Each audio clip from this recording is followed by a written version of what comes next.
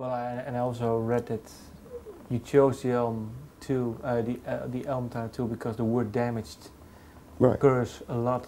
In Well, the it's a lyrics. theme that recurs in the various songs. It's just sort of like I was looking for something that these songs had in common, and I was also thinking about the title, and I definitely wanted the title to be a singular word rather than a series of words that make a phrase or a statement like that. And the thing that I came up with was that all these songs in some way or another deal with the idea of damage in one way or another. So that's what they all share in common. I mean, it's you know, various variations on that idea, but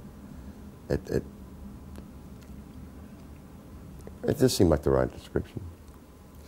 And music-wise for you, what is, if you have to compare it to the previous two albums? It's a lot darker, obviously. It's a lot more psychedelic. It's a lot more introspective. I think it's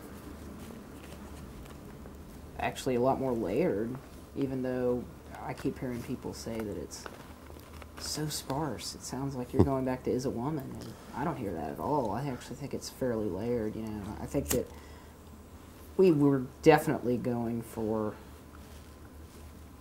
a statement of a lot of songs last time, and that kind of was its own thing. But just in terms of how much time we actually spent working on a lot of these individual songs, there's a lot of exchange of ideas, reworking things. We recorded things 2 or 3 times occasionally, and obviously put a lot of time into trying to craft it with overdubs, but not kill it with too much thought, which is a pretty delicate process. So, so why do people say then it's a sparse album? Well, because I think it you know, it features Kurt's voice very prominently, and a lot of the songs are directly addressed to people, and I think it has a very personal nature because of that. Okay. And basically, the basic tracks are fairly sparse. It really was about 5 or 6 of us doing what you'd consider the initial stage of recording.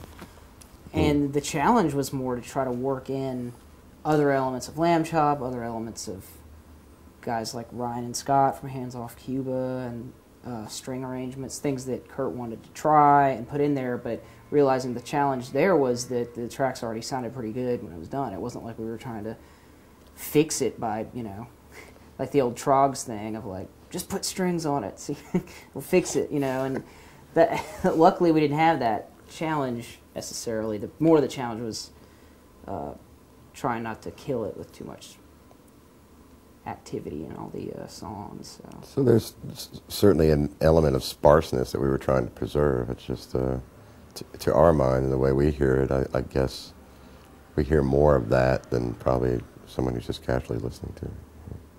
So it's really a grow album, then you have to listen to it. Yeah, I think so. Yeah, it's a grower. It's a grower.